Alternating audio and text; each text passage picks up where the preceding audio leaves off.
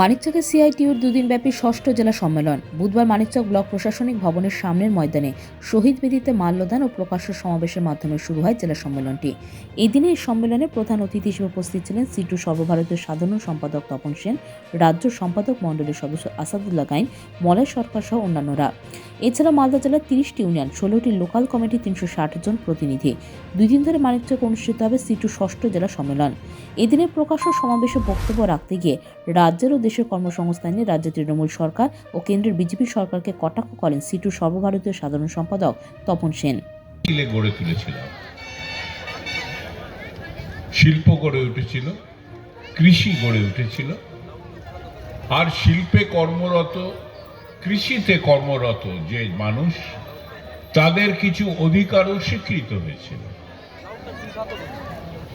ন্যূনতম মজুরি সময় সময় অনুযায়ী সেটা বাড়া দরকার, মুদ্রাস্ফীতির দর অনুযায়ী অধিকার আছে নিয়ে আসার। তারা ভাবলেন এবার রোজগারের বন্যা বইবে। আজকে রোজগারের শ্মশান হয়ে দাঁড়িয়েছে পশ্চিমবঙ্গের চারণভূমি। এখানে রোজগার নেই। শিক্ষিত ছেলেমেয়েরা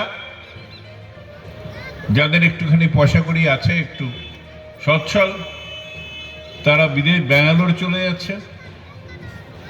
আর অধিকাংশ মানুষ, শতকরা 50% উপরে শ্রমজীবী মানুষ, তাদের পরিবার, তাদের ছেলে মেয়েরা পরিযায়ী শ্রমিক হয়ে বাইরে চলে যাচ্ছে। ওটা তো এইভাবে চলতে থাকলে একটা বৃদ্ধাশ্রম হয়ে দাঁড়াবে। বৃদ্ধ বাবা মারা ছাড়া আর কেউ থাকবে না। সেই জায়গায় রাজ্যটাকে নিয়ে যাওয়ার চেষ্টা করছে। এমন একটি ভয়ঙ্কর অপরাধ প্রবণ একটি রাজনৈতিক দল ক্ষমতায় এসছে, যারা সামাজিক অপরাধের বিষ সমাজের মধ্যে চাষ করছেন। ধর্ম এবং জাতপাত নিয়ে বিভাজন মানুষের মধ্যে দিয়ে দাও। আমার ছেলেটা বাইরে কাজে চলে যেতে হচ্ছে কারণ তুমি অন্য রাজ্য থেকে আমার রাজ্যে এসে কাজ করছো। মারপিট করুক। একজন পরিযায়ী শ্রমিক, যার ছেলে অন্য রাজ্যে চলে গেছে, যাচ্ছেন। অর্থাৎ রাজ্য সরকারও যে পথে হাঁটছে, কেন্দ্র সরকারও একই পথে হাঁটছে। সেই পথের কাঁটা হিসাবে যে সরকার আছে, যদি সরকার নীতি না পাল্টায়, সরকারকেই পাল্টে দিতে হবে। এই আশা, এই রকম একটা কঠিন মনোভাব এই সম্মেলন থেকে গড়ে নিয়ে যেতে হবে। আগামী দিনে এই জেলাতে বেশিরভাগ মানুষই হচ্ছে পরিযায়ী শ্রমিক। আপনারা আরো ভালো জানেন, গ্রামকে গ্রাম ফাঁকা, গ্রাম পুরুষ শূন্য হয়ে যাচ্ছে। এ রাজ্যে কোনো কর্মসংস্থান নেই, নতুন কোনো কারখানা নেই, নতুন হাজারে হাজারে পরিযায়ী শ্রমিক হিসাবে বাইরে যাচ্ছেন। নতুন করে মেয়েরাও পরিযায়ী শ্রমিক হিসাবে যুক্ত হচ্ছেন। এই মিছিল কমছে না। 1200 টাকা তারা মাইনে পায় এবং এই 1200 টাকা মাইনের মধ্যেও তারা আরো কম পায়। 2 জন 4 জন 6 জন করে একসাথে কাজ করে, সেই টাকাও ভাগ হয়ে যায়। 12 মাস কাজ করে 10 মাসের মাইনে পায়। এই এক ভয়াবহ জিনিস চলছে। পাশাপাশি পরিযায়ী শ্রমিকদের দুর্দশার কথাও তুলে ধরেন তিনি। জেলা সিটু সাধারণ সম্পাদক দেবজ্যোতি সিনহা বলেন, মানিকচকে প্রথম সিটু জেলা সম্মেলন অনুষ্ঠিত হচ্ছে। 2 দিনের এই সম্মেলনে শ্রমিকদের বিভিন্ন দাবি দাওয়া নিয়ে আলোচনা হবে। বৃহস্পতিবার মালদা জেলার সিটু প্রতিটি সংগঠনের নির্বাচনের মাধ্যমে নতুন করে নেতৃত্বদের নাম ঘোষণা করা হবে। সিআইটু মালদা জেলা ষষ্ঠ সম্মেলন আমাদের বামপন্থী যে গণসংগঠনগুলো আছে 3 বছর পর সম্মেলন। মাঝখানে 2 বছর করোনা গেছে, আপনারা জানেন, এবং করোনাতে কি ভয়ঙ্কর পরিস্থিতি হয়েছিল শ্রমিকদের। আমাদের জেলায় 22 জন শ্রমিক মারা গেছে পায়ে হেঁটে, গাড়িতে করে আসতে, এবং তাদের পাশে আমরা দাঁড়িয়েছিলাম। কিন্তু রাজ্য সরকার, কেন্দ্রীয় সরকার কোনো ক্ষতিপূরণ দেয়নি। আমাদের এই 3 বছর পর সম্মেলন হয়। আমাদের সিআইটুর মালদা জেলায় 30টা ইউনিয়ন আছে। বিড়ি, নির্মাণ, মিড ডে মিল, আইসিডিএস, আশা, নারায়ণপুরে কারখানা, পৌরকর্মী, 30টা ইউনিয়ন আছে। তাদের প্রতিনিধি 360 জন। এই 2 দিন সম্মেলনে আমরা আলোচনা করব।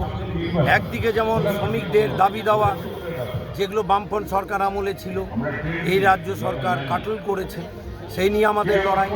আর অন্যদিকে শ্রমিকদের আমরা বুঝাবো এই দুই সরকার ধর্মকে রাজনীতির সাথে যুক্ত করে মানুষকে ভাগ করতে চাইছে।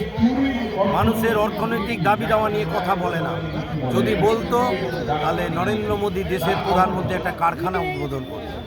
রাজ্যের মমতা ব্যানার্জি সরকার এখানে কোনো কলকারখানার উদ্বোধন করে না। যদি করতো তাহলে কোটি কোটি ছেলে মেয়ে তারা বাইরের রাজ্যে কাজ করতে যেত না। এই তাদের প্রতিনিধিরা আজকে অংশগ্রহণ, বিড়ি শ্রমিক, মিড ডে মিল কর্মী, তাদের সব প্রতিনিধিরা আসবেন। আমরা দুদিন ধরে আলোচনা করব যে এই সমস্যা, এই যে আপনার বঞ্চনা, এই যে অত্যাচার, এর জন্য দায়ী যে দুই সরকার, এই দুই সরকারকে উপরে না ফেলতে পারলে আমাদের শ্রমিকদের সামাজিক নিরাপত্তাই হোক, সামাজিক সুরক্ষাই হোক, আর অর্থনৈতিক দাবি হোক, কোনোটাই আপনার পূর্ণ হবে না। সেই রাজনীতি আমাদের বোঝানোর জন্যই আমাদের এই দুই দিনের সম্মেলন। এই সম্মেলনে সর্বভারতীয় সাধারণ সম্পাদক কমরেড তপন সেন, দুই রাজ্য সম্পাদক মণ্ডলীর সদস্য কমরেড আমাদের অসাতুল্লাহ গাইন, মলয় সরকার, কালকে রাজ্য সম্পাদক প্রাক্তন শ্রমমন্ত্রী অনাদি সাহু আসছেন, আরেক নেতা সোমনাথ ভট্টাচার্য আসছেন। দুদিন সম্মেলন করব। সম্মেলনের মধ্য দিয়ে আমাদের এই প্রতিনিধিরা নেতা নির্বাচন করবেন। আজকে অবধি আমি সিআই2-র সম্পাদক আছি, কিন্তু আমাদের গণতান্ত্রিক পদ্ধতিতে নেতা নির্বাচিত হবে। কেউ বলে দিলেন আর এখানে বসে গেল ওই তৃণমূল বা বিজেপির যে কাঠামো আছে সেই কাঠামো আমাদের নয়। আমাদের সিআই2 সহ গণসংগঠনগুলো একটা কাঠামো আছে, সেই কাঠামোতে গণতান্ত্রিক পদ্ধতিতে আগামীকাল বিকেলবেলা নেতা নির্বাচন হবে। আপনারা সব ব্যুরো নিউজ বাংলা টাইমস।